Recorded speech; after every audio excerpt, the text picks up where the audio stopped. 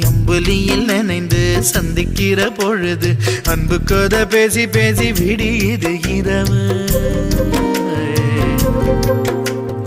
ஏழு கடல் தாண்டித்தான்